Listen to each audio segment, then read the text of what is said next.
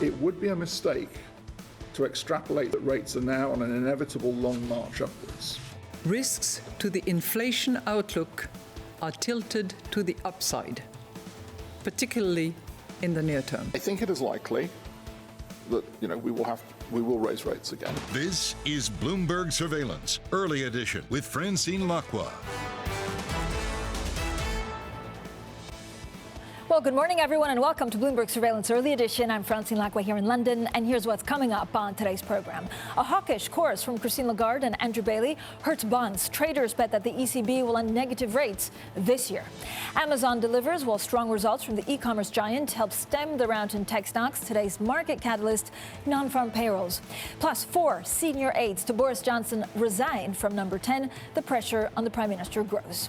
Now, first thing is first, and there is quite a lot going on in markets. Now, it's a tale of being pulled on two sides. First of all, we had some pretty good results from Amazon, and that is definitely a cushion for investors that worry about what the central banks are doing with that tilt becoming much more hawkish. You can see yields on the move after the ECB president changed her stance, or certainly indicated, because of pressure from the hawkish members on the ECB Council, that she needs to at least indicate that there could be an interest rates rise. Money markets now pricing in something for this year. German 5-year actually pretty much flat, but we're seeing definitely a flattening yield curve that started with the Fed being hawkish. One of the most interesting things, it's not only what we're seeing, for example, for the Bank of England, and we have a great interview coming up, an exclusive interview with the chief economist of the Bank of England, that 10-year yield at 1.38. But overall, it's really going overseas with Japanese yields also taking a hit as traders bet more and more that there is going to be something for them as well. So if you look at the Japanese 5-year yield above 0% for the first time since 2016, that is the first time that the Bank of Japan was talking about going to negative territory. And this is as investors price in more and more the hawkish stance also going to Japan. As Stephen Major of HSBC was reminding us, everything is linked. Now, Amazon capping a rocky week for tech with earnings that beat, sending its stock soaring as much as 19% in late trading. Profit beat expectations thanks to its cloud services, and investors cheering a Prime membership price hike. Snapchat and Pinterest also jumping after hours. Meanwhile, yesterday's U.S. session saw $251 billion wiped off Meta's market value, the biggest in history. Now, for more on the tech sector, we're joined by Matt Bloxham, our senior tech analyst at Bloomberg Intelligence, and Christine Aquino, who's our markets editor. So thank you both for joining us. Matt, I mean, it was quite amazing, actually, looking at Amazon and the difference that Amazon is doing compared to Meta. Is it just because of the various products that they're doing? One is based on cloud, and actually the other one is just on, the non-video social media. Yeah, that's right. I mean, Amazon's a very diversified business, retail, online, advertising, and cloud, whereas Facebook, pure play advertising, and it's, facing big headwinds with the technology change, TikTok really eating some of their lunch, and also those Apple changes to ad tracking also creating some headwinds. So, a real slowdown in sales growth expected at Meta in Q1, whereas Amazon's still pushing ahead. Their cloud business is still growing at 40%, 30% profit margins, and their ad business is, growing at 30%. So, yeah, quite different businesses.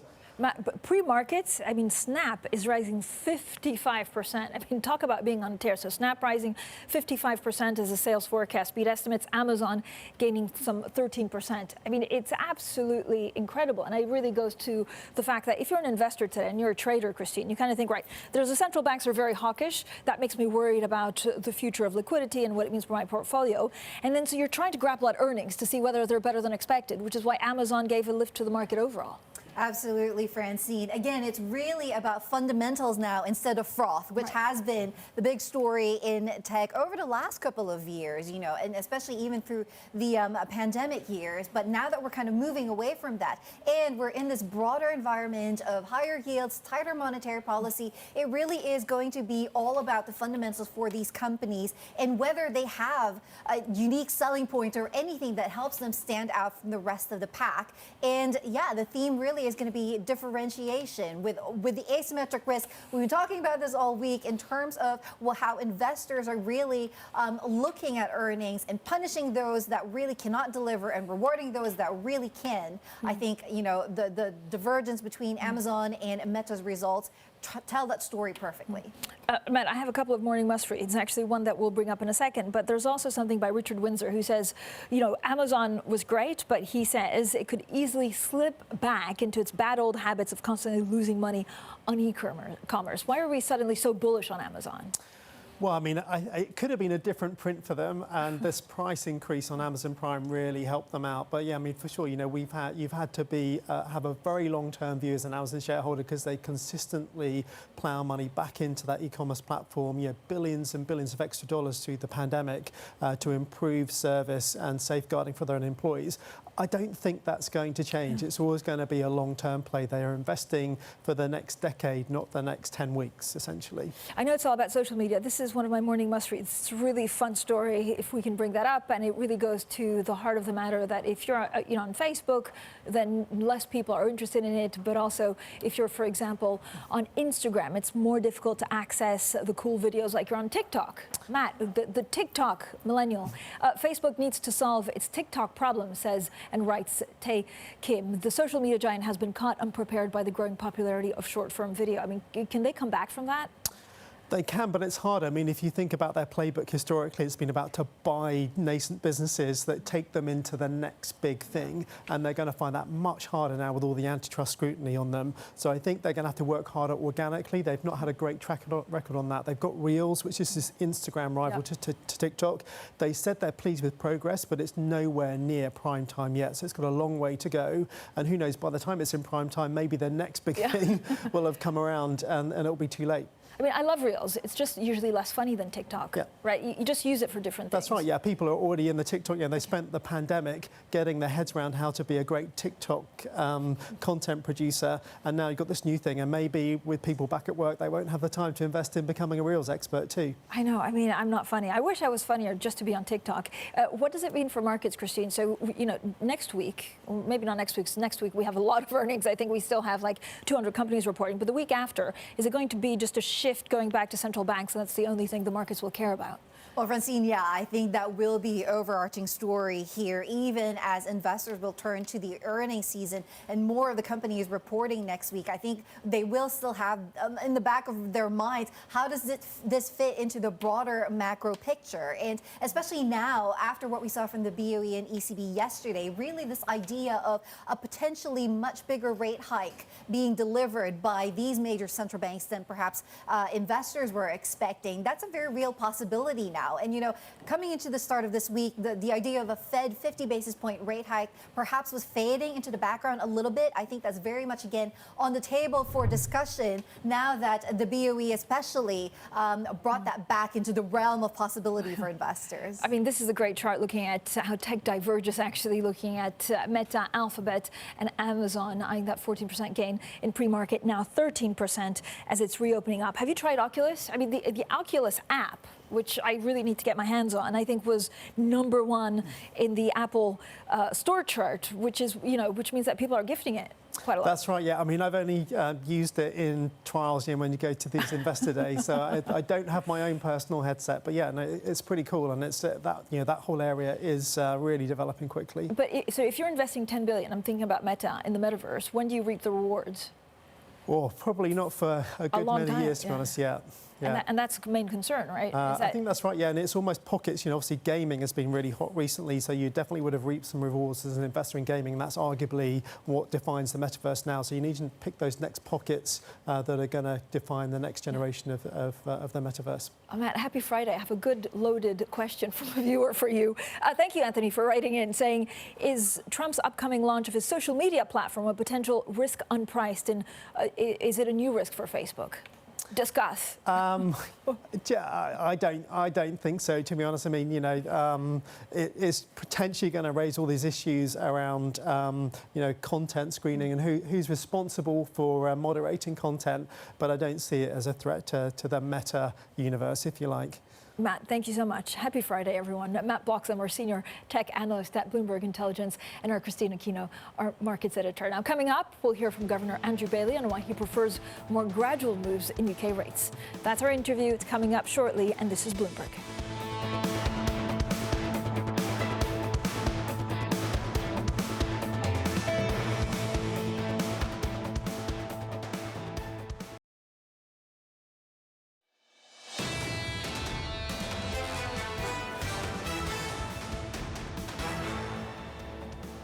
Economics, finance, politics. This is Bloomberg Surveillance Early Edition. I'm Francine Lacqua here in London.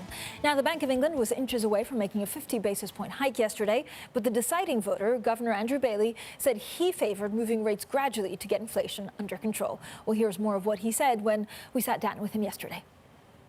I think it is likely that we will raise rates again. I think that's more likely than not. I would say that, however, please, when I say that, don't overinterpret it. There are, I think, good reasons in our forecasts and our reports suggest that we will see inflation. We'll see inflation come off. We will see demand growth start to weaken. Well, joining us now is Mimi Rushton, a co-head of global FX sales at Barclays. Mimi, thank you so much for joining us. What we heard from the Bank of England is that they want to play it safe, or at least the governor does, because he doesn't really know how inflation will pan out. Do you believe that we'll see 1% interest rate hikes by May, just like the market is pricing? Thank you so much for having me.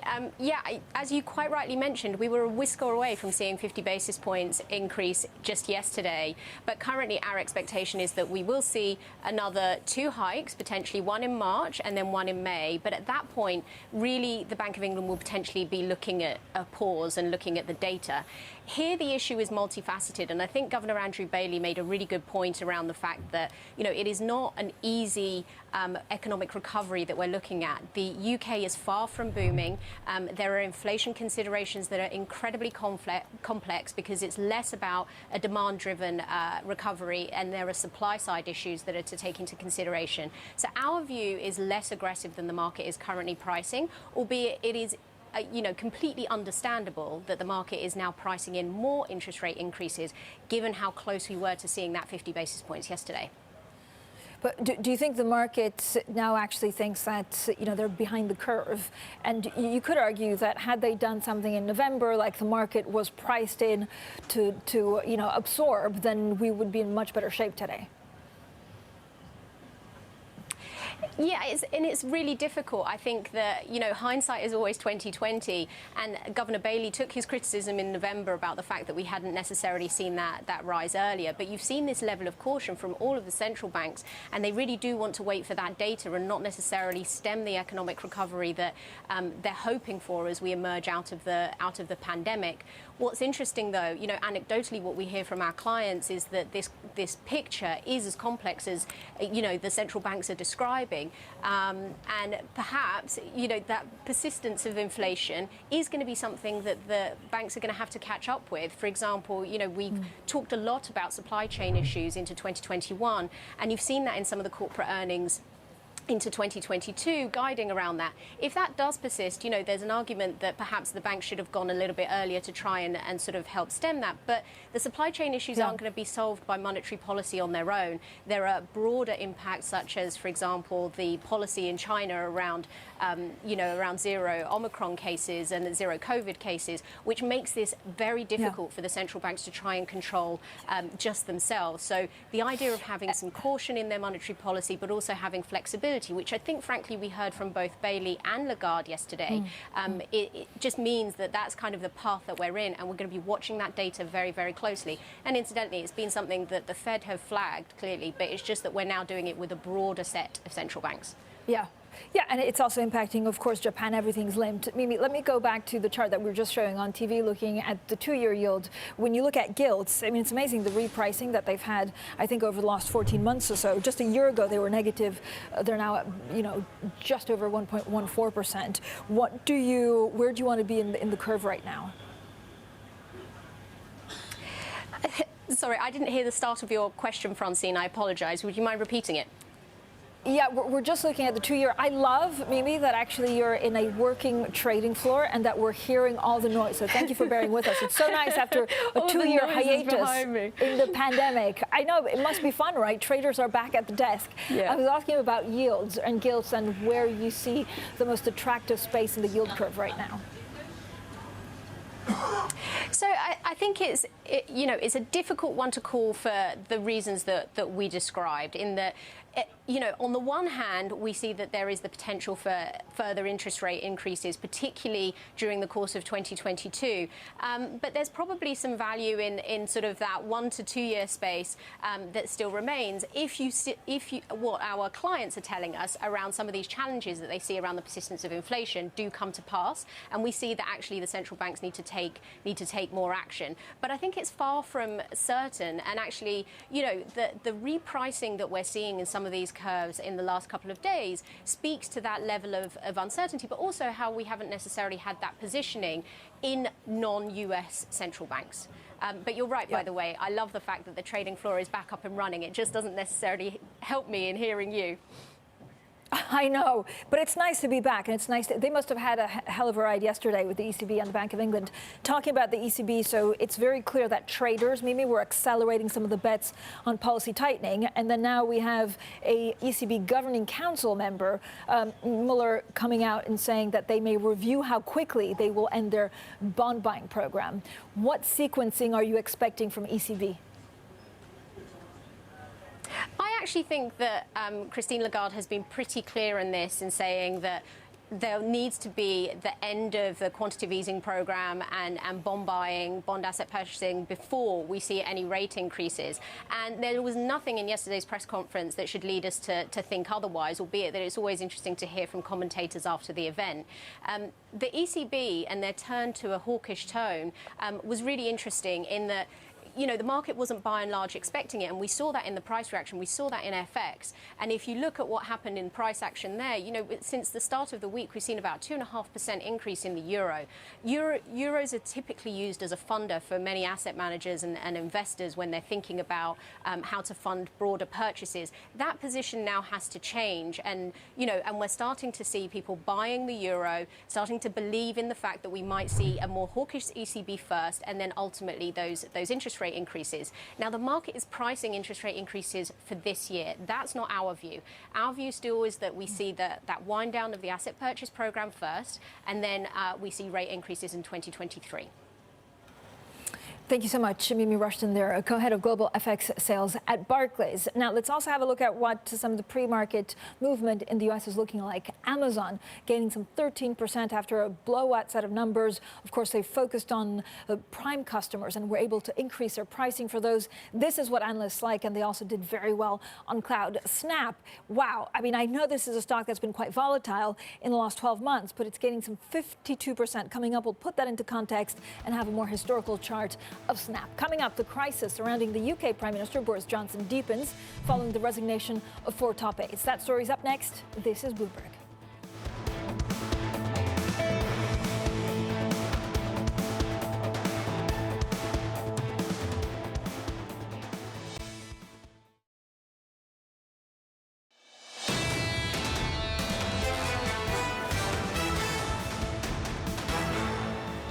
Economics, finance, politics. This is Bloomberg Surveillance Early Edition. I'm Francine Lacqua here in London. Now, the crisis surrounding the embattled UK Prime Minister Boris Johnson is deepening following the resignation of a long-standing aide. Munira Mirza left in protest over an accusation Johnson made in Parliament about opposition Labour leader Keir Starmer. Well, joining us now is Bloomberg's David Merritt, who heads our newsroom. David, I mean, this is not only his chief policy, who's been very loyal to the Prime Minister. This is other 3 aides. So can the Prime Minister survive this? Yes, the 3 very senior roles now vacant at Downing Street. I think you're right to point to Munira Mirza, though, because she predates his time as Prime Minister. She's been by his side as an advisor right going back to when he was Mayor of London, a hugely significant departure. If somebody is loyal to him, as Munira Mirza, no longer feels that they can defend him in public or even be associated with him, then this is a prime minister who really has to be in trouble. I mean, do we need to find out? And first of all, there's a great piece by Mij Rahman of Eurasia saying that the odds of him leaving, or he is reinforcing his 75% odds of Johnson departing this year. But someone like, his chief policy advisor, is she leaving because she has a moral stance against this and some of the things that he said in Parliament, or is it because she's unemployable because the prime minister will be kicked out? I mean, she wrote this long letter, which was pretty savage, actually, in its critique, pinning it to these comments around, this slur, accused, alleged slur that Boris Johnson used against Keir Starmer.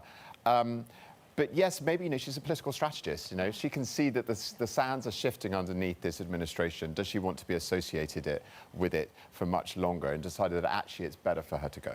What happens next? Could we see a cabinet minister resign? Well, that is the big thing that we have to watch for. We can have aides, we can have political appointees leaving 10 Downing Street. So far, all of the cabinet have fallen into line. We've got backbench MPs calling for him to go, but the cabinet have stayed in line. The killer blow would be one of them coming out. Now, lots of rumours this morning. Is Rishi Sunak sort of on manoeuvres? He had an article yesterday in The Sun laying out his stall. He made a critical comment about the Prime Minister yesterday, something he's not done up to now, all in a very sort of subtle and understated and rather Rishi Sunak sort of way. So is he really on manoeuvres for the top job? We don't know. But anyone in the cabinet, or anyone in the government, in fact, resigning, you could see this continuing to snowball after that. Yeah, I'd say he's keeping it elegant, but not supporting the Prime Minister as he used to. Thank you so much, David Merritt. Coming up, we talk about real estate. So we, of course, talk about what is happening to the oldest private equity firm in Europe as well.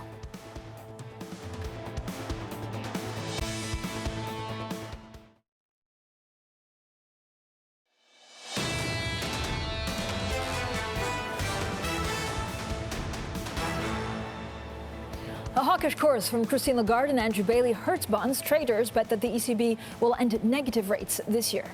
Amazon delivers while strong results from the e-commerce giant help stem the rout in tech stocks. Today's market catalyst, non-farm payrolls. And 4 senior aides to Boris Johnson resigned from number 10. The pressure on the Prime Minister grows. Well, good morning, everyone, and welcome to Bloomberg Surveillance Early Edition. I'm Francine Lacqua here in London. Now, let's check on the markets, and it's all about technology stocks, and it's also all about the bonds. This is a picture for the German 5-year yield, and we are seeing a lot of moves as there's a pivot towards a more hawkish stance taken by global peers, including the Bank of England and the Federal Reserve. Now, the German bonds tumbling on Friday and pushing that yield on 5-year notes above zero for the first time in over 3 years. Markets really bracing for the European Central Bank to scale back its accommodative monetary policy. And then we saw that briefly, now currently at minus 0.005, so really within a whisker of positivity. This is the picture for the 2-year yield in Germany. So the Bund at the pool, this is one of the most interesting facts. The pool of euro-denominated debt that actually yield less than zero is down more than 70% from a peak in 2020 to just over $2.7 trillion.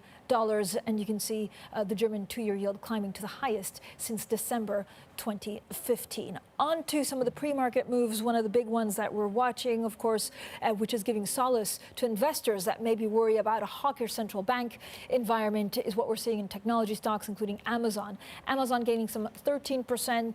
If it continues to do so by the end of close today, when markets open in the U.S., it means it will add some $200 billion in its valuation. And then Snap gaining some 50%. Again, it's a tale of two cities.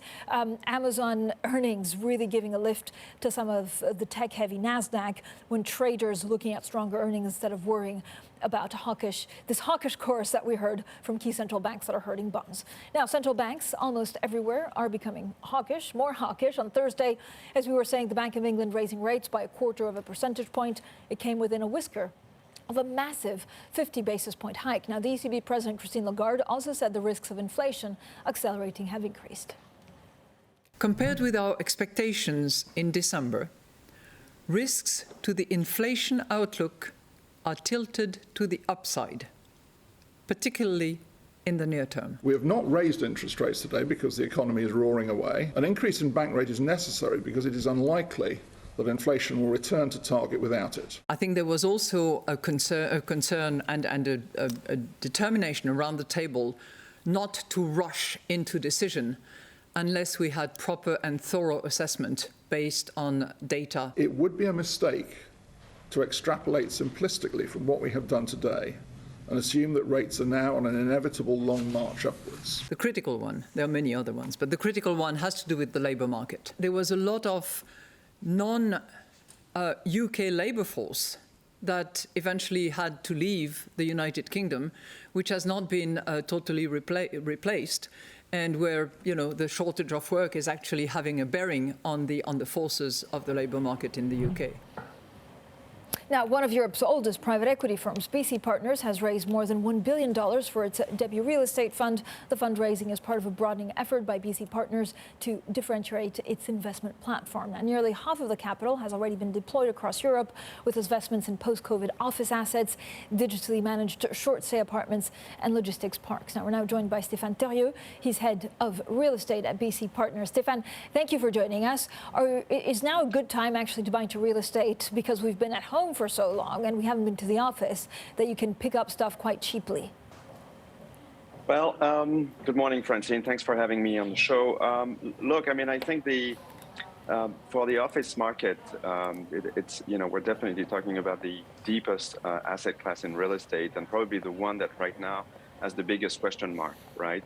And I think for us, the analysis is pretty simple. Technology is basically impacting the way we work. And frankly, the way office has been designed in the past 20, 30 years is obsolete right now. It's not about, parking people into buildings, to have access to a computer tied to a cable anymore. Right. But for an office building, it's about really basically providing the workers an environment that is actually better than what they can do at home. And can provide, services that are different from those that we can find at home. So clearly, the formula of office space needs to change. It will change. Some element of work from home will continue, but we think that basically you have a huge investment opportunity in this asset class through transformation, which is also has to be environmental friendly. So what exactly is your plan? I mean, are you trying to be like a WeWork? I mean, there's so many players already in the space. What do you think you can do better? Well, I think the services don't have that much barrier to entry, frankly. I think that the real estate is the biggest barrier to entry. Put it this way, the product and the location.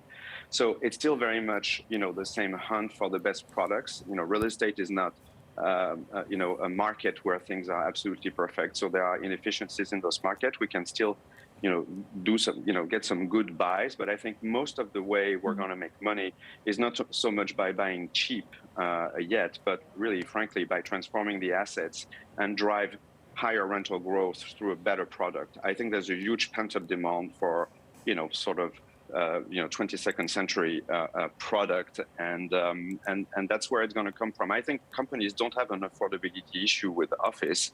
They just need the right new product, and in real estate, it takes time to build. So what's your ideal? I mean, I have to say, I'm, sitting in one of the best office buildings in the world. So I hope you actually come and see Bloomberg headquarters in London. I understand fantastic. that, not everyone has this luxury, Stephane, but what do you have your eye on? What is it? If you look at the future of space, is it in the city center? Is it an iconic thing that you would want to buy? In the UK, would it be like the Shard or something like that? No, I think we want to stay away for quite a while from high-rise buildings because we feel the experiences, other than the views, frankly, the experience is not very collaborative. I think the Bloomberg building is a low-rise building in London, which has got iconic, architecture. I think it's a magnet for talent. It's exactly ahead of its time and the right thing to do. But if you look around the city of London, for instance, you see. A lot of buildings that are just extremely boring and that don't have the kind of common areas, common space and services that are needed. So, yes, we would do more in London. We also believe very much that Paris and Berlin present that kind of opportunity. They're global cities. There's a lot of demand. The markets are deep. And frankly, the demand for the kind of space that you guys live in is still very high. Yeah. And it's going to take a while before we have an oversupply on the side of the new good office space. Right. Stephane, I was reading some of the reports, for example, from Real Capital Analytics. Now, they focus on commercial space in the U.S., and they were saying, some of the deals in that U.S. real estate space reached record highs of $809 billion last year, as the market has already rebounded. So are you worried that you could come a little bit late to the game? And is the U.S. market a bit frothy at the moment? Well, I mean, with BC Partner, we essentially invest in Europe, so I'm less qualified to talk about the U.S. market. But there's certainly huge amounts of capital available for real estate, and I would say for private real estate right now across the spectrum. And you need to differentiate in between, the core money, which is essentially going for yield, which still comes at a significant premium from bonds, right? Because real estate sits in between equities and bonds in terms of sort of risk profile and income profile, and of course those have been very, very active.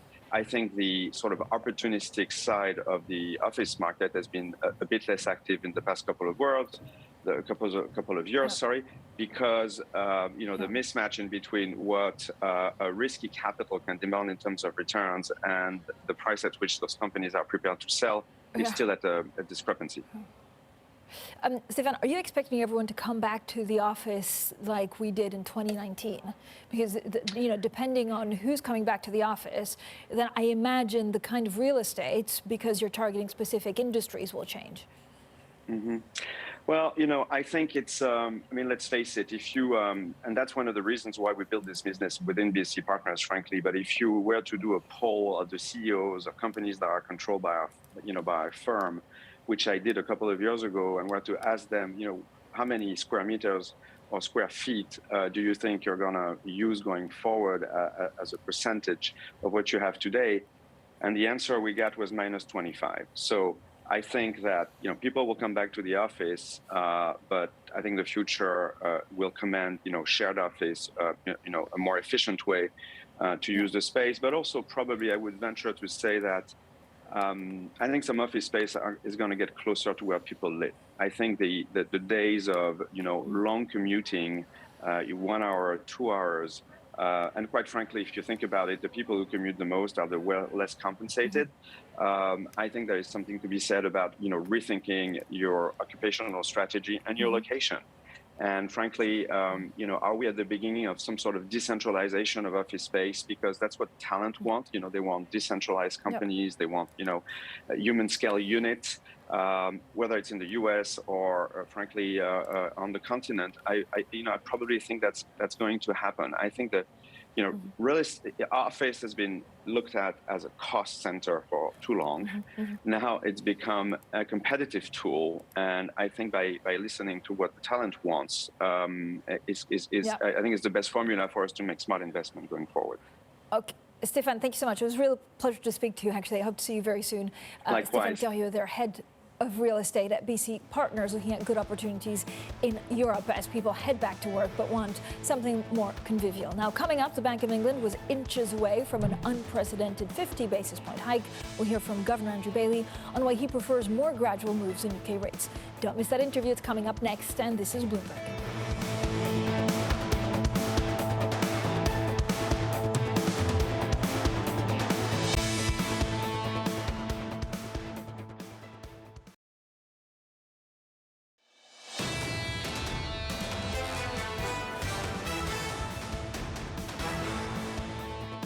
I think it is likely that we will raise rates again. I think it's more likely than not.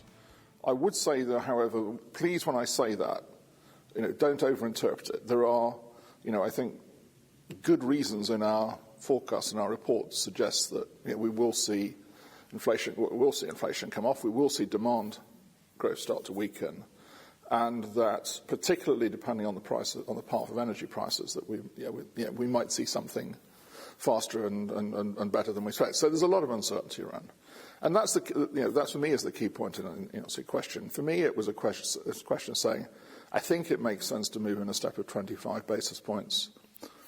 We've then got a period of time to assess that. The market is pricing in interest rates at 1% by May. Are they right? Well, my view very much is we've moved by 25. We're going to now take stock. I don't have any number in my head for for March or May. So we will take stock. Now, what I would say to the markets is, look, you have to form a view based on what you're observing, what you're observing in terms of the economy, just as we do. But are they off the mark, or could they be in line with expectations? Well, we're going to take another view in March. Of course. Governor, and again in May. Your balance sheet is set to be around 220 billion smaller by the end of 2025, even before thinking, of course, about sales. So do you have an idea of where the terminal size it would be in your mind? That's a very, very good question. And we don't, actually, in the sense that we don't have a figure. We have no real experience on this front, and we're going to have to sort of find our way. And the reason is that clearly, we're talking about what is the sort of, in a sense, the level of the steady state level of central bank reserves in the system. Now, there are two sort of bookmarks, if you like. There's what it is today, where I would say, it's higher than the steady state. There's what it was before the financial crisis, before we started the quantitative easing path, when it was very low. And of course, it was not just very low from a monetary policy point of view. Critically, it was low from a financial stability point of view. And clearly, the system needs more reserves. We've changed liquidity regulation for banks. Banks have a greater demand for reserves on that basis. So it's clearly higher. Bank of England Governor there, Andrew Bailey, speaking to us after the central bank lifted borrowing costs yesterday to 0.5%. Well, joining us now is our UK economy reporter, Philip Aldrich, a new Bloomberg hire. So welcome to Bloomberg. It's so nice to have you here, Philip, for many years at the Times. So we have to talk about the Bank of England, the path forward for interest rates. But actually, what really everyone's talking about is the fact that Andrew Bailey seemed to suggest that we should not be asking for pay rises because it would make his job much easier in handling inflation. How will that be taken? Well, I can't imagine workers are very pleased about the fact that 7.25% inflation is something they should just absorb and not ask for pay rises to compensate them for this cost of living crisis. So it's certainly not happening. You're seeing, according to the sort of agents report that the bank puts out and speaks to employers on the ground, they're seeing pay rises of about 5%, which is 20-year highs, basically. But he must have misspoken, or he must have, or is this really the Bank of England trying to influence, wage increases? It sounds panicky, right? Because he said it 3 times. So it's not something which he seemed to have made a mistake over and then corrected. And it seems to be part of their communication policy, which is definitely unusual. Philip, when you look at some of the things that we need to look out for, so now the market is definitely betting on price increases, getting to that 1% in May. Is there a worry? Does the market think that the Bank of England is behind the curve? Yeah, well, the market certainly believes that, but. And actually, if you look at the Bank of England's report and their forecasts, they think that the markets have kind of they're over-exaggerating the sort of tightening that needs to be done. So we're on course for the fastest tightening in the Bank of England independence era. So there is definitely catch up going on here. But yeah, I think. The speed and the sort of terminal point at the moment that markets are estimating is certainly higher than the Bank of England does believe they're going to need to get to. I know one of the things that you were also asking in the press conference was really wage growth and the fact that, why is that wage pressure has suddenly increased in the last 3 months? Like, how does this develop? And again, is this the hardest messaging for just UK households, that energy prices are increasing and wage growth may not follow? Yeah, well, it goes back to the tin-eared comments of the governor. But it's remarkably there would been signs of wage pressures building in the workforce from July, actually, from before the furlough scheme was shut down. But the Bank of England was not anticipating strong wage growth in November. Now that was their previous set of forecasts. They've increased their estimates by more than double for what's going to happen. And this is basically because they're hearing on the ground that companies are having to pay up because there's this shortage of labour, there's people are moving jobs much more rapidly, and there's all this participation gap. There's something like 1 million people effectively missing from the workforce. So you've got this demand, this huge vacancy, record numbers of vacancies, and this huge demand for work, but there aren't the workers to fill those slots, hence rising wages.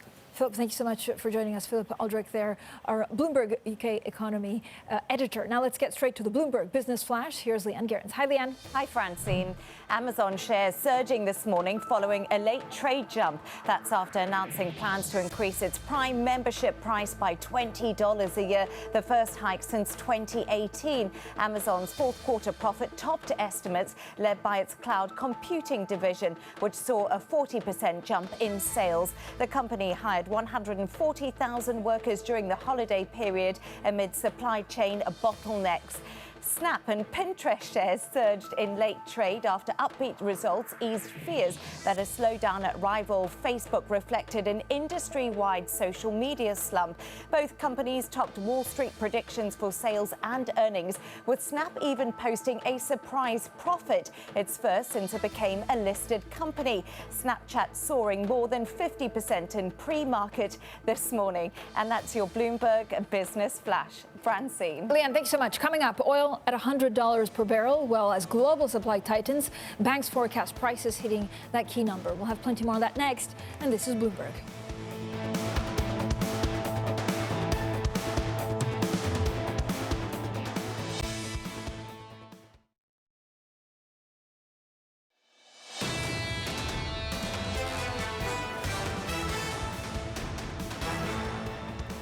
Economics, finance, politics. This is Bloomberg Surveillance Early Edition. I'm Francine Lacqua here in London.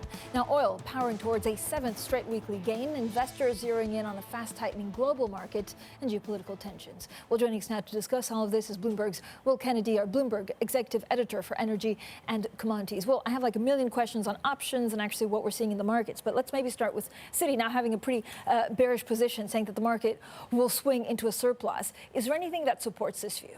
I think there are two things that might lend you to that view. Clearly, people need to see which way the economy goes. Banks are tightening faster than we expected a couple of months ago. If that weighs on economic growth, demand might not be quite as rosy as people suspect. And then on the supply side, we've seen signs that actually the US shale patch, which is a key component in how this market turns out, may actually be stronger than some people expected. We've seen Exxon, Chevron really put forward ambitious numbers for how much they're going to grow shale production this year. So it may be that people want to revise that number. So it is possible to construct a bearish scenario, as Ed Morse and his team at Citi has done, but I think it's a long way from the consensus right now.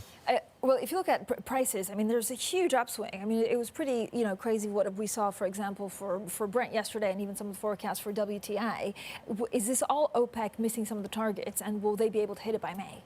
I think that OPEC will continue to probably underperform its targets. Every time they say 400,000 barrels, you're going to get a little bit less. The question is how much less. I think the key questions are Russia has fallen a little bit behind.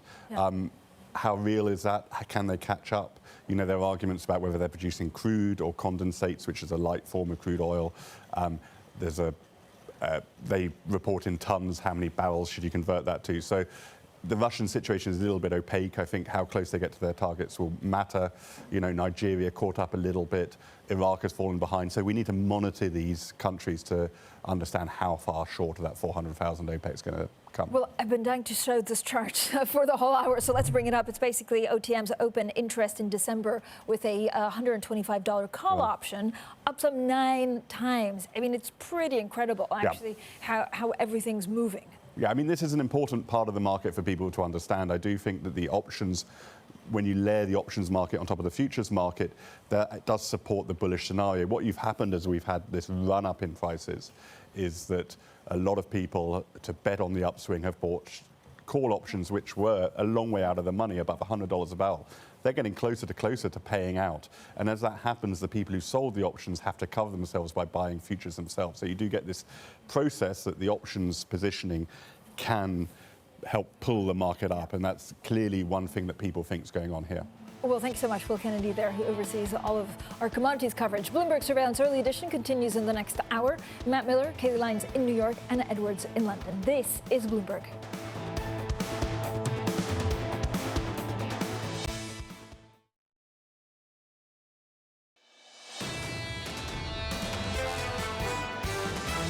We've had this narrative of fire and ice, and we think it's going to be icier. There really is no margin of error for companies that are trading on very, very high price earnings multiples. We absolutely think that this is the year of the stock picker. This volatility that we're seeing in the market right now is really cause for opportunity for good stock selection. This is Bloomberg Surveillance, early edition, with Anna Edwards, Matt Miller, and Kailey Leinz. It's 10 a.m. in London, 5 a.m. in New York, and 6 p.m. in Hong Kong on this Friday, February 4th. Our top stories today. Amazon's wild market swing a day after Meta's stunning $251 billion drop in value. The e-commerce giant is poised to make the biggest one-day gain in U.S. market history.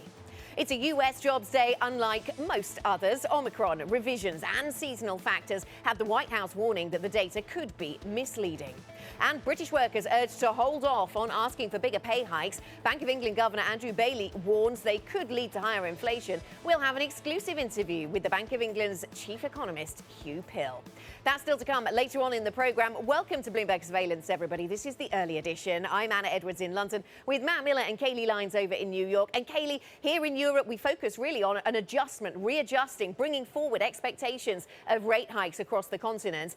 And yet the focus in the US very much on tech.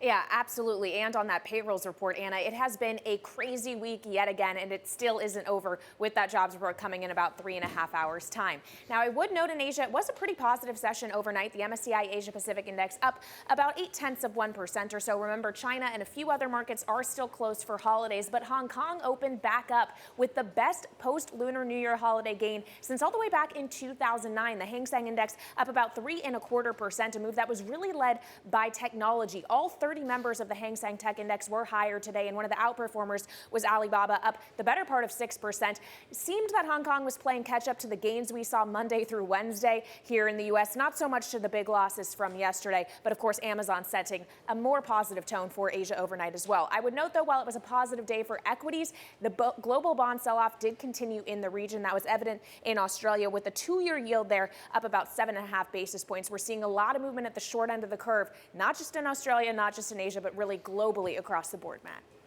Kailey, if it looks like I'm going to cry, it's not because the NASDAQ lost 4% plus yesterday. It's because I got up at 2:30 in the morning. We actually have futures that are moving higher. On the NASDAQ, 1.5%. On the S&P, about 0.8%. So it looks like we could bounce back a little bit from yesterday's massive loss. Bitcoin is up 3% from midnight and up about $2,000 from this time yesterday when we saw it at 36. Now it has a 38 handle. NYMEX crude and Brent just absolutely soaring, and I will say that the volume has picked up on these as well. In Brent, like 30 or 40% more volume than we saw yesterday. And gold is also rising at 18.11. So it looks like one of those everything up days, and that's what we need after a day like yesterday. I guess we need that if we're long, right? Anna, not obviously if you're short this market. Yeah, absolutely. Matt, please don't cry. We're here to help you get through it. Yes, a different picture then coming through on the US futures to what we're seeing here in Europe. Things look much more mixed, much more negative, actually, here for European equity markets. You can see that very clearly coming through on the map. I pulled out the FTSE 100 because there we are seeing some gains to the upside, up by 0.4% on the FTSE 100. And really, it is, once again, the story of exposure to various sectors that is pushing the FTSE higher, up by 2.4% year to date for the FTSE, which does stand out compared to other markets. There we go, up by 0.4% on the FTSE. There are a lot of oil plays in there. That is one of the sectors that's really moving higher. This is not a good day for the Xetra DAX. Autos, certainly one of the sectors moving to the downside, and industrials, despite the fact we had some decent numbers coming through from some industrials this week in terms of the number of beats versus misses.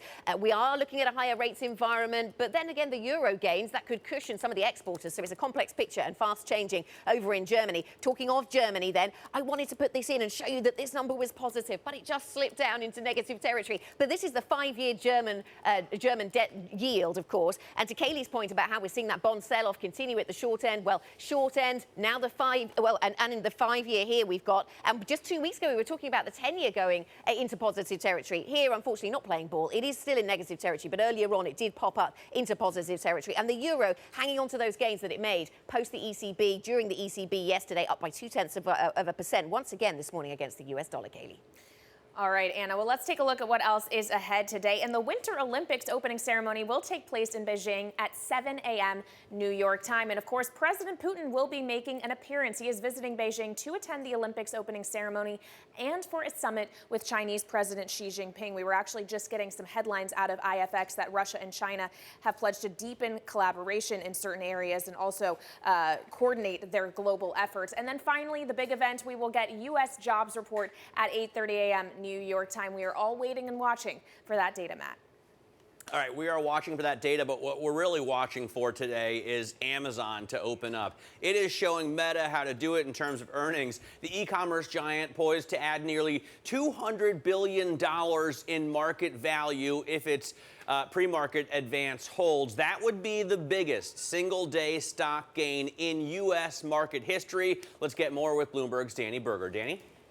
Well, Matt, that superlative is just a slap in the face to Meta, who, of course, just saw the biggest loss in history. It really is remarkable to see these huge swings in market value off the basis of just either slight misses or slight beats in earnings forecasts. Now, the bright spots of Amazon really came through in their cloud business, and as well as their advertising business, which, again, perhaps is a slight to Facebook, which saw that big decline. Ad business, I should say, Amazon breaking it out for the first time. We shouldn't, though, forget that Amazon is this retail behemoth, and it did see its online sales drop 1%. But of course, that was more than enough made up for, also because they could raise the cost of Prime membership in the U.S. by $20, and it's clear that their customers want to stick around. So Amazon might be coming to the rescue. We are looking at NASDAQ futures up about 1.5%. Will it be enough to get us away from a bear market in tech? We still do see this ongoing growth, rotation out of growth into value, but at least for now, we seem to at least be picking up steam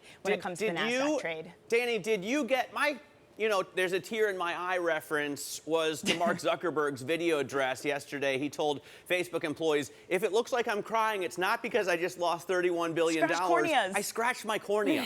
Yes.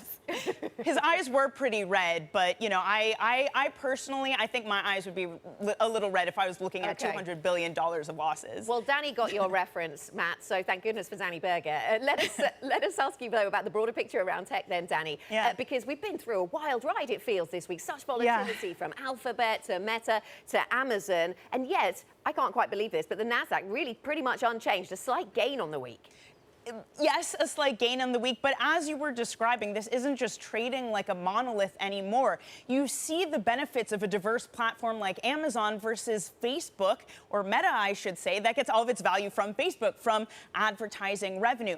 But I do want to say that these big gains tend to lead us to something a little more pernicious under the surface. And of course, I'm going to dive into the under the surface moves, because what else would I do? It's not just about tech, these big swings. It is about liquidity that has dried up in this equity market. This is something Goldman Sachs has been ringing the alarm about. This is a measure of liquidity for our radio audience. I'm looking at a chart based on trades in S&P 500 E-mini futures. Liquidity is the worst that it's been since the March 2020 sell-off, based on that lack of liquidity, people playing in the game. So what's happening is we're getting these air pockets. It's something traders are complaining about, and that's part of the reason why we're seeing these gigantic moves in tech based off of slight deviations to earnings expectations. All right, and pernicious, also a great SAT word, according to Bloomberg, causing great injury, destruction, or ruin. Danny Berger, thanks very much for that. Now, Omicron.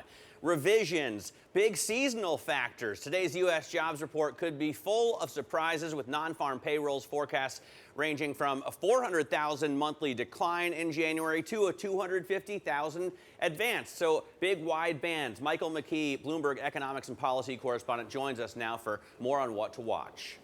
Well, Matt, this could be one of the most interesting yet inconsequential reports that we've had in a long time, and I can show you in one chart, sorry for those watching on radio, what the problem is, and that is Omicron, as you mentioned. This is the survey week here, and these are the number of cases, and you can see why there could be a lot of people who were out of work, and if you didn't get paid, and a lot of people in those sectors you were talking about get minimum wage or don't have sick pay, then you're not counted as working, so the numbers could come in very low.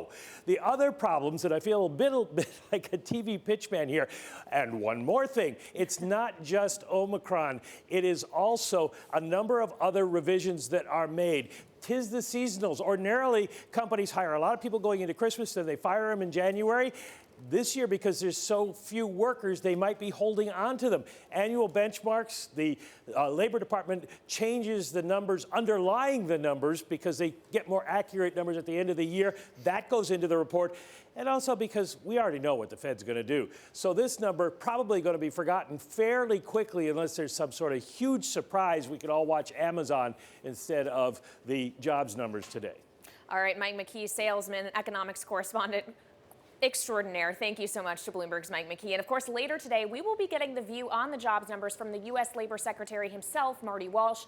Plus, President Biden will deliver remarks at 10:45 a.m. Eastern Time. And Bloomberg's Anne-Marie Hordern is here with us in New York to join us now with more on the politics of this jobs report.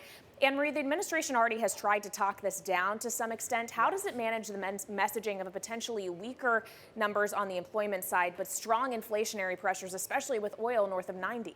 Yeah, they've already come out on top of this, right? Really signaling to the public that January might be a pretty weak jobs report. And they're going to say it's confusing because of COVID. I bring you to the most recent statement of Brian Deese on MSNBC saying we expect that will have an impact on the numbers. He's referring to COVID-19. We never put too much weight on any individual month.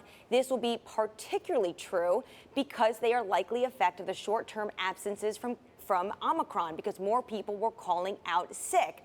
Domestically, this poses a bit of a pickle for the administration because when they were getting tons of questions about 7% inflation, they constantly pivoted to the growth they were seeing and the recovery in the employment market, 3.9% on the unemployment rate. We are just a smidge off from where we were pre-pandemic. Well, now they're going to have to answer as well for a weaker jobs report, so it's going to be tough for them. Am I the only one who's impressed that the administration seems to be really on top of the Russia situation? I mean, now they're one step ahead, it looks like, saying, hey, wait a second, the Russians may release some fake video. No, you're not the only one. You know what, Matt? Actually, they have been so transparent that there have been top Republicans, like Senator Mitch McConnell, Senator Romney, saying actually what the administration is doing is effective. And yesterday what they said is they came out and they said, we have intelligence that the Russians are planning a false flag operation. They say they've done this in 2014 with the annexation of Crimea.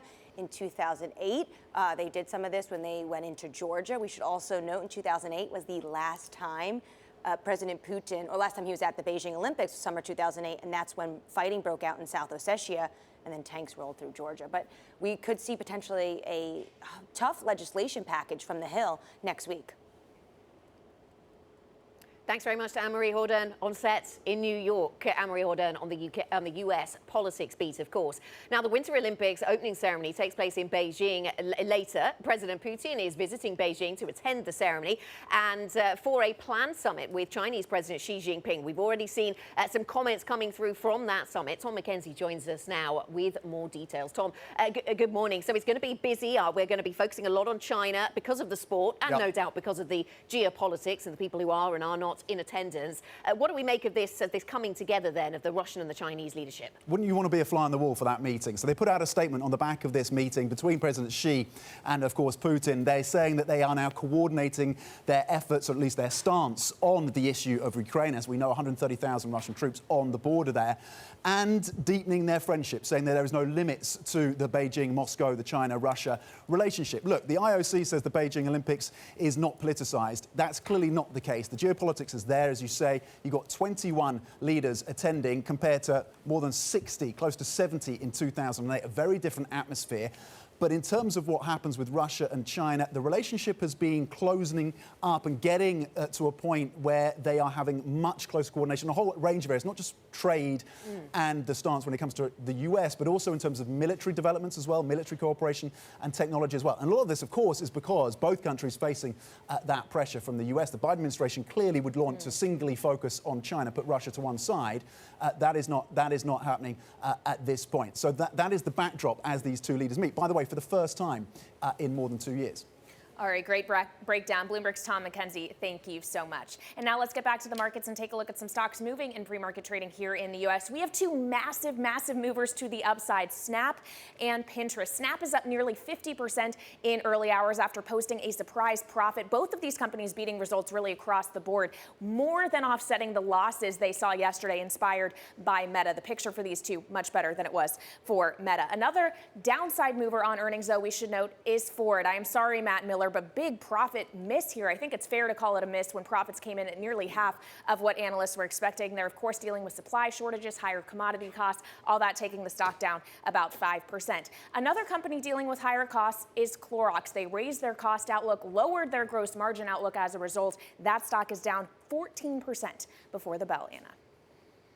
Kailey, coming up on the programme, we'll get back to talking about inflation. Certainly been a big topic of conversation in Europe this week. CPI on the agenda in the US next week. Lots to discuss then with Freya Beamish, TS Lombard, head of macro research. And UK households facing the worst squeeze on incomes in decades. An exclusive interview with the BOE's chief economist, Hugh Pill, coming up in around 15 minutes' time. Plus, Sanofi seeing double-digit profit growth for 2022. We will speak to the CFO of the French drugs company, Jean-Baptiste de Chatillon. That conversation coming up shortly. This is Bloomberg.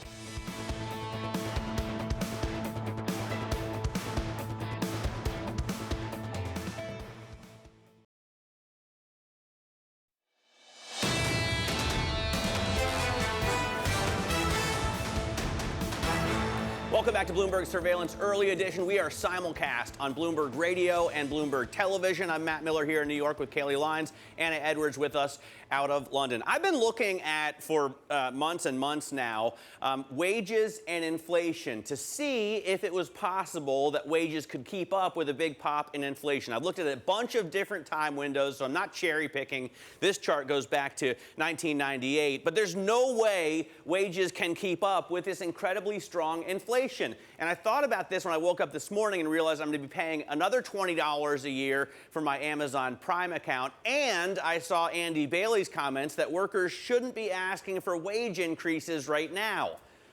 Why not? Joining us is Freya Beamish, head of macro research at TS Lombard. Freya, those two things really make me think about this chart. Why shouldn't employees, workers be asking for more money if they got to pay for more for their stuff? Well, the idea that Bank of England policy seems to operate through moral suasion now is slightly alarming to me. But it's I think a function of the fact that almost every question in the press conference was couched against the backdrop of inflation is hurting people a lot more than it's hurting a lot. It's hurting the Amazon Prime payers, but it's hurting more broadly than that as well. And I think when you're a central banker, you're still a human, believe it or not, they are still human, and they want to kind of respond to that. They spent the entire press conference worrying about inflation as a response to that, and then kind of blew it all by talking about don't ask for higher wage gains. So it doesn't really make sense to me. And I think what's actually happening, and what's happening in your chart as well, is that there's been a level shift in the price of goods. And that's the reason why the CPI is outpacing the wage growth. CPI inflation is outpacing the wage growth, because you get this shift in the level of the price of goods as a result of the shift in the composition of demand over the course of the pandemic.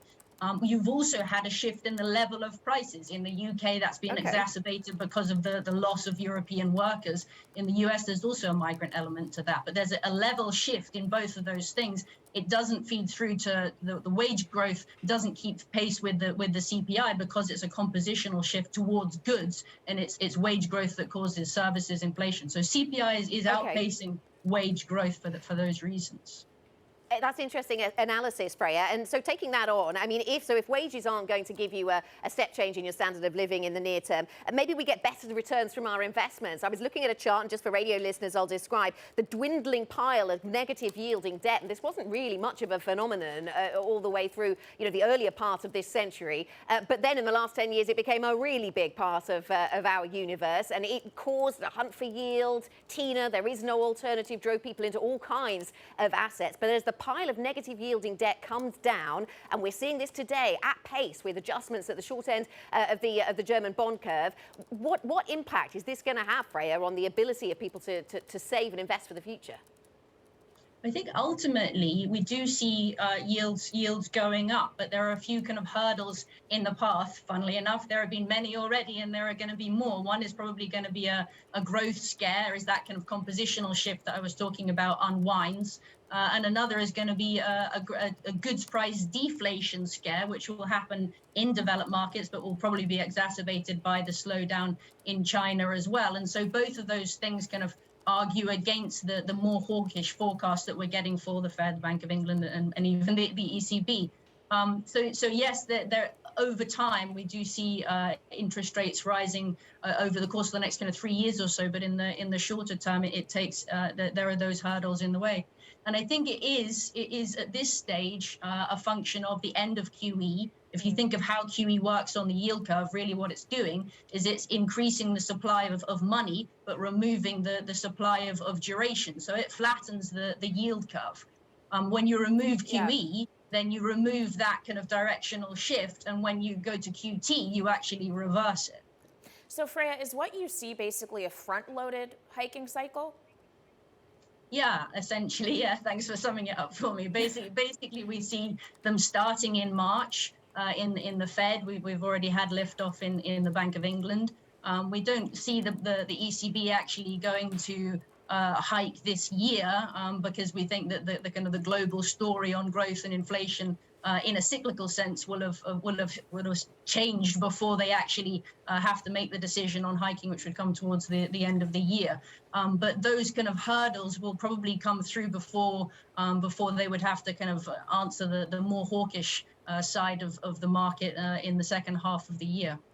Freya, always great to have you on. Thanks so much for joining us today. Freya Beamish there, head of macro research at TS Lombard, on a day when we're going to get the all-important non-farm payrolls number. Now let's get the first word news. In the UK, the crisis engulfing Prime Minister Boris Johnson's government has gotten worse. 4 top aides have resigned in the wake of the Partygate scandal. Perhaps the most damaging was the departure of a longtime ally, Munira Misra. She quit over what she calls scurrilous remarks that Johnson made about Keir Starmer. A battle has erupted over the pay for Sculptor Capital CEO Jimmy Levin. Director J. Morgan Ruttman quit the hedge fund's board this week after complaining of Levin's pay packages. He said the CEO could get an annual payout of almost $200 million.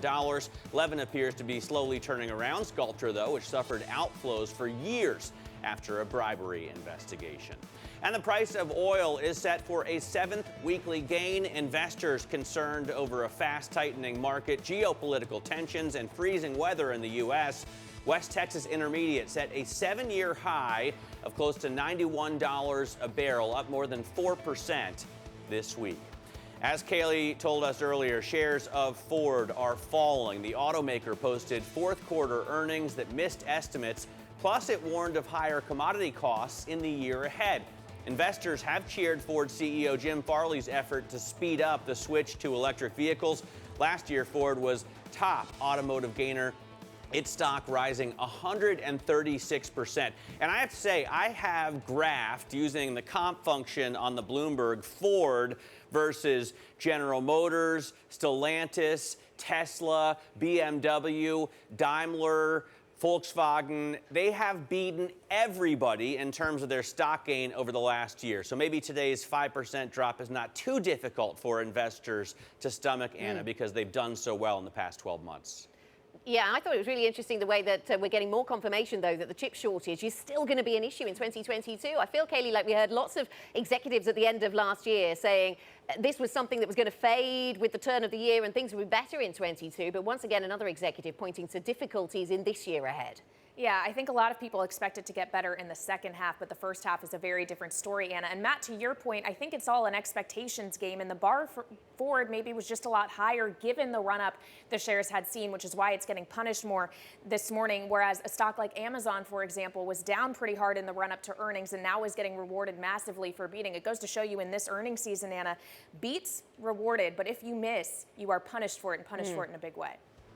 Seems that way. Coming up on the programme, back to macro policy, back to monetary policy, and the economics behind it. An exclusive interview with the Bank of England's chief economist, Hugh Pill. We'll talk about UK wages, UK unemployment, all the factors that go into these Bank of England rate decisions. That conversation coming up next. Francine Lacqua kicking things off with Hugh Pill from the Bank of England. This is Bloomberg.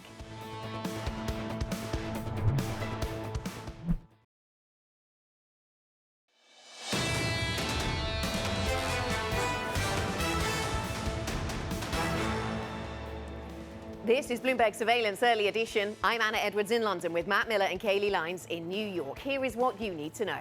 Amazon is giving the market back some of what Meta Platforms took away. The e-commerce giant is poised to add almost $200 billion in market value if the stock's gain in the pre-market holds to Friday's close. That would be the biggest single-day gain in U.S. stock market history.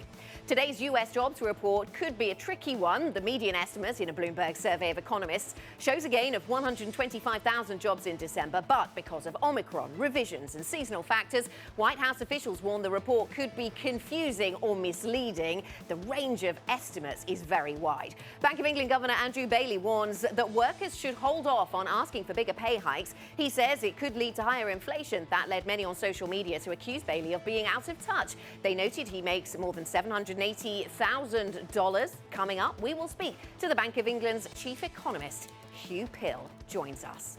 That is a look at what you need to know this morning. Matt, a range of topics to cover then. And as we head towards the start of US trading, of course, the jobs number and technology once again in focus. Yeah, the all-important jobs number, maybe not as important today because we have this incredible tech swing, right? Yesterday, Facebook lost $250 billion in one day, the most any company in the world has ever lost in one day on the stock market. And then today, it looks like we could see Amazon gain more than any company in the world has ever gained. The Amazon gains pushing up NASDAQ futures, not as strong as they were a half hour ago. We were gaining 1.5%. Now NASDAQ futures are up 0.8%, but that's still good to boost the S&P as well as the Dow futures also rising.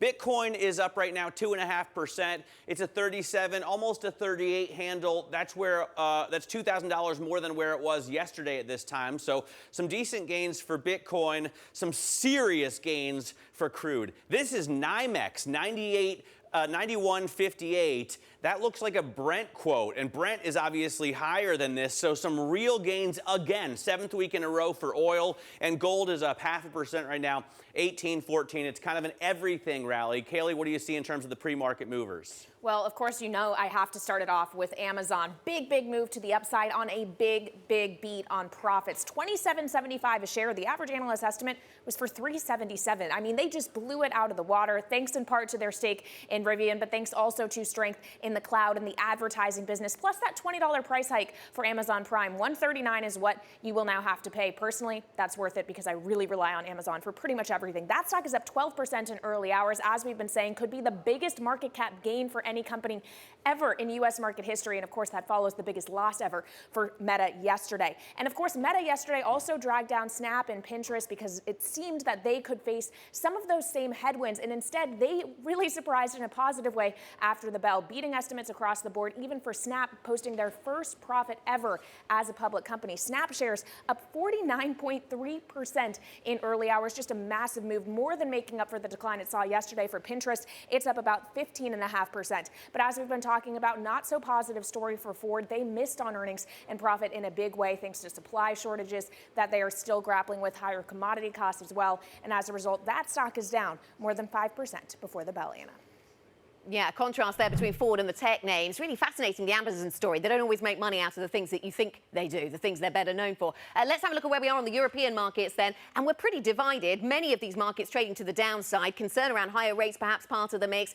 Some of the industrials, some of the auto names. That's certainly weighing on the German market. We're down 1.1% on the Xetra DAX. To the upside, though, the FTSE 100 clinging on to positive territory, up by 0.25%. Exposure to oil stocks, of course, is a big positive on a day like today, where we see further gains coming through in oil. Interesting to watch what's happening in the German yield curve. We're seeing, well, 2 weeks ago we were talking about the 10-year yield going positive. Just today, talking about the 5-year yield going positive. Nearly made it yesterday. It made it in the early hours of this morning here in Europe. It's just back down. Oh no, it's now in positive territory. There we go. 0.007 is the yield on the German 5-year. And I put in here the euro pound.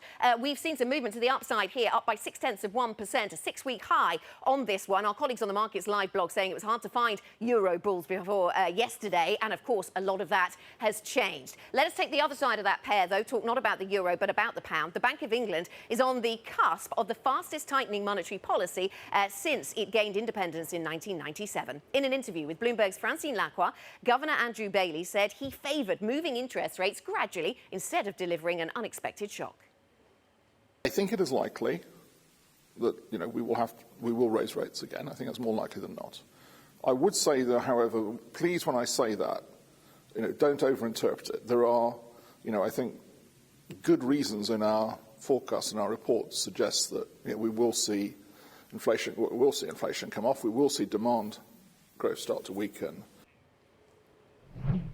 And in further interviews this morning, Andrew Bailey urged British workers to hold off on demands for higher pay, saying the nation needs to focus on keeping inflation in check despite the mounting cost of living, the cost of living squeeze. Francine Lacqua joins us on set here in London to take us into our next conversation with the Bank of England's Hugh Pill. Francine, good morning. Yeah, thank you so much. I'm delighted to be here really to talk about some of the things that we heard from the Bank of England, Anna. And yesterday it was very clear that there's uproar on social media about the fact that Andrew Bailey says, look, we need to keep a check on inflation, maybe by not asking for wage increases. I'm delighted to be joined by, of course, Anna and Hugh Pill. Hugh, what a day. I mean, was it miscommunication or mismessaging from the Bank of England yesterday? I mean, it's a very tough pill to swallow in saying, guys, please don't ask for a pay rise because it makes my life more difficult as the Bank of England. Well, I think what we saw yesterday was a bank response, a continuation of the bank's response to a shock to the economy, which is posing us with difficult challenges and posing the UK economy with difficult challenges. I mean, I think there are sort of three big features of where we stand around that. I mean, the first is this is a shock to energy prices and to international goods prices, which have risen much more than expected over the last 6 months, year or so. And those are things the UK imports. So from an economist's point of view, we might call that a terms of trade shock. If things we're buying are costing more than the things we're selling, that is going to weigh on real incomes in the UK. And that is an unavoidable thing. The second thing is that's a big shock. Energy prices have risen very rapidly. Right. Wholesale gas prices rose 400% over the last year. But Hugh, if we focus just on wage growth a little bit, is there a level of pay increase that the Bank of England would be comfortable with that wouldn't filter through inflation too much so that you have to be much more hawkish? Well, I mean, I think the key thing is, given the nature of the shock we're facing, real incomes in the UK will suffer to some extent. That is unavoidable. There's nothing that policy in general, or monetary policy in particular, can do about that. Who suffers that cost is something that monetary policy can't really have much say about, the distributional effects of that. What I think monetary policy can and should focus on is ensuring that we don't see a repeated attempt, which is inflation generating, by different groups, different workers, firms, etc., to try and shift the burden of that shock onto others by pushing up their wages, pushing up their margins, or whatever. So we are trying to avoid the emergence of these famous second-round effects from the energy shocks in order to keep inflation falling towards target as the direct impact of the energy price rises drops out of the calculation of inflation. And that helps us create the sort of more stable macroeconomic environment, which I think is to everyone's benefit over the medium term. Hugh, a lot of traders are trying to figure out, first of all, the sequencing, some of the corporate bond selling, what that exactly means. But where do you see the neutral and terminal rates? So I think, my own view on that is that we have to be cautious in communicating where R star or the neutral rate is.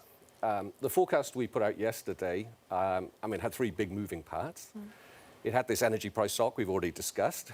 There's a lot of uncertainty about that, and we showed these two different scenarios, which I think showed the sensitivity of the inflation outlook to different paths of future energy prices. We also, as we've just discussed, had some assumptions around the outlook for wages. Our forecasts embraced the fact that the labour market today is tight. It's tighter than we expected back in November in the course of our forecast last year.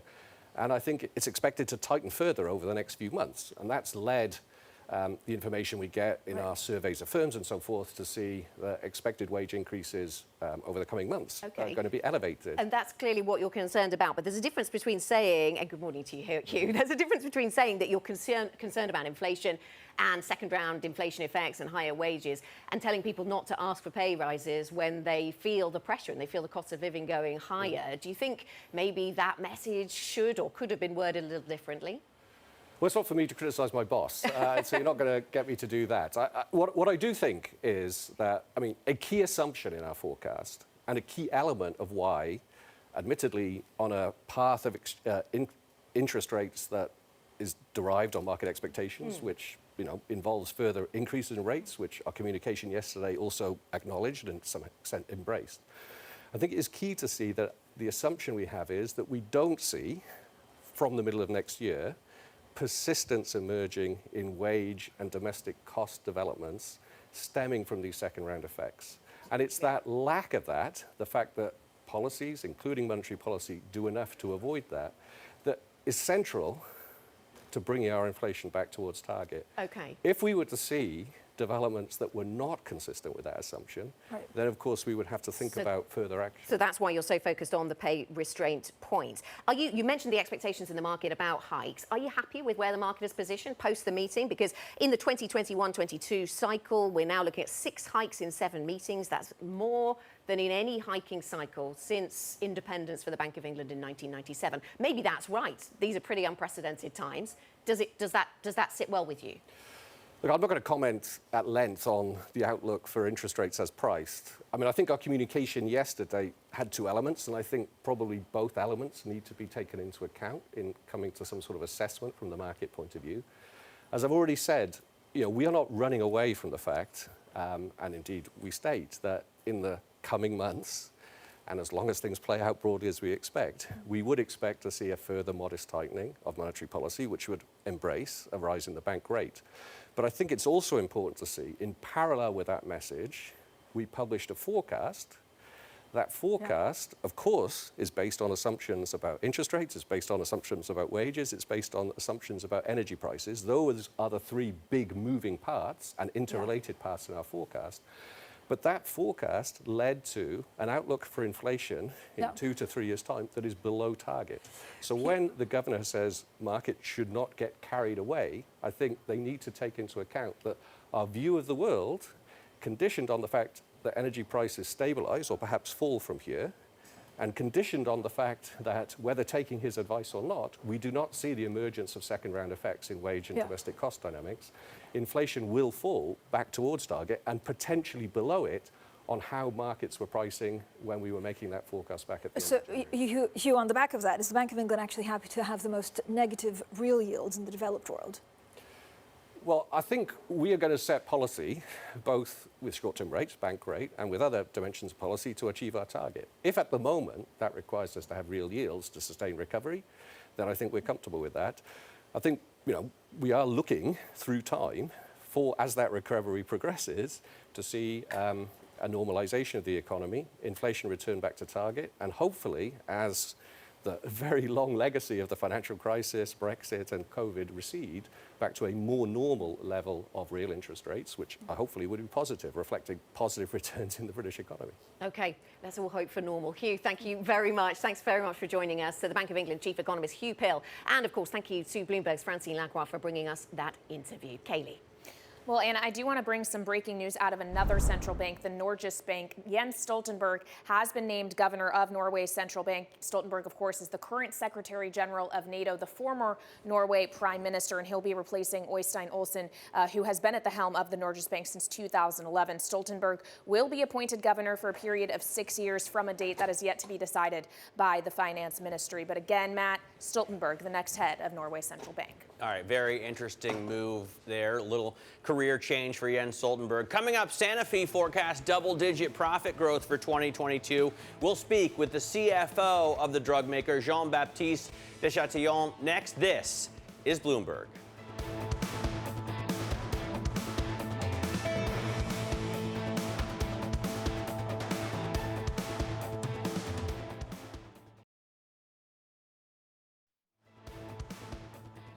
This is Bloomberg Surveillance Early Edition. You're looking live at the Principal Room. Coming up later today, U.S. Secretary of Labor Marty Walsh. That's at 9:45 a.m. in New York, 2:45 p.m. in London. This is Bloomberg.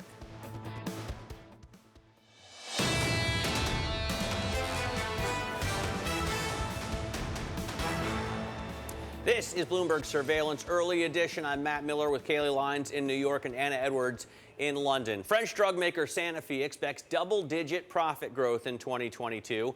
That's as its blockbuster asthma and eczema drug Dupixent extends its reach in the U.S. and Europe. Joining us now to talk more about what's to come is the CFO, Jean-Baptiste de Chatillon. Jean-Baptiste, thanks so much for joining us. Talk to us about the growth that you see first in 2022 and what headwinds you might be facing. Yeah, thank you very much, Matt. We are really happy to see the trend the company now is creating with great results in 21 and great expectations for 22. We are effectively guiding for low double-digit EPS growth in 22. And this is supported by the dynamic of our specialty care business, but also our vaccine business. We have enjoyed more than 7% at constant exchange rate growth in 21 of our top line. And this is showing the dynamic we have within our priority growth drivers. Good morning to you, Jean-Baptiste. On the subject of COVID-19 and vaccines, I know that you've been working on yours. It's in late-stage trials. It's been there for a few months. Can you tell us about the time horizon? When should we hear more? And how does Omicron play in here? Does it make things easier because there's more of the virus around to test your vaccine against, or does it make it more difficult because, of course, it's a new variant and that can behave differently? Yeah, we are just expecting our phase 3 results in Q3 as expected, so more to come on that topic. What is quite interesting is to see that we are now deeply investing in our mRNA platform with modified mRNA, with a second generation of mRNA that we want to develop, for instance, in flu, but also in many other targets. We have, for instance, made an acquisition recently of Origin to really hit new areas like acne with our mRNA platform, and that's quite exciting. So yeah, we're all in developing our new generations vaccines. But as I said, for COVID-19, we're just waiting for phase 3 results in Q1 of this year. Talking about new areas, not just for mRNA, but new areas for Sanofi to expand, are you currently looking at any other acquisitions? What's your appetite for that? Yeah, it's been in 21 on 2020 an incredible years. We've done some 9 acquisitions, one of the most active company in the M&A landscape, but we have laser focus. We are really concentrated on immunology, oncology, some of the vaccine areas, especially around our mRNA investment. So yes, we want to go on within our capital allocation. We have high interest in adding to our early science with bolt-ons. I want to get back to Dupixent and ask when you're going to hit $10 billion or euros in annual revenue. I know that's part of the plan. How soon can you get there? Yes, thank you, Matt. It's effectively a drug which is bringing to patients an incredible relief, and it's developing worldwide at a high speed. When we first mentioned in December 19 that the target could be 10 billion plus, there was some skepticism. But now that we are analyzing above 6 billion euros per year, effectively, we will have to review this target up because we are adding new indications. We are adding new geographies, great start in China, for instance. Sooner than later, we'll have to revisit this target of 10 billion plus. Okay. Jean-Baptiste, we're heading quite rapidly towards the French election, the French presidential election, and as working at the top of a French business, I'm interested in what reforms you think are most important. The French economy enjoying quite a strong rebound compared to other European countries at the moment. What is the biggest reform you want to see, though, take place? Well, I won't step into much politics, but what we know is that effectively the setup in France in terms of investment, in terms of biotechnology, the environment for research is improving in France, and we are benefiting from it.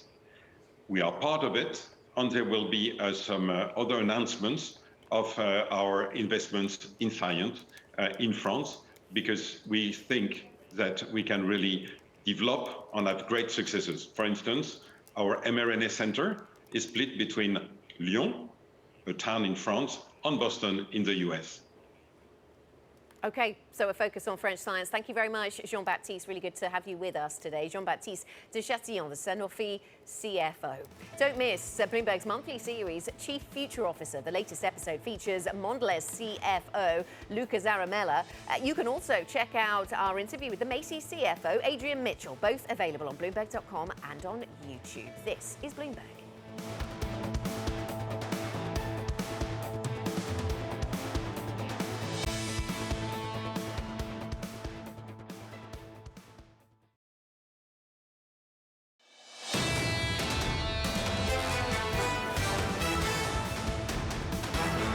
This is Bloomberg Surveillance Early Edition. I'm Kailey Leinz with Matt Miller in New York and Anna Edwards in London. And now a look at what we're watching to end the week. I, of course, am watching the U.S. jobs report. 8:30 a.m. Eastern time is when that will drop.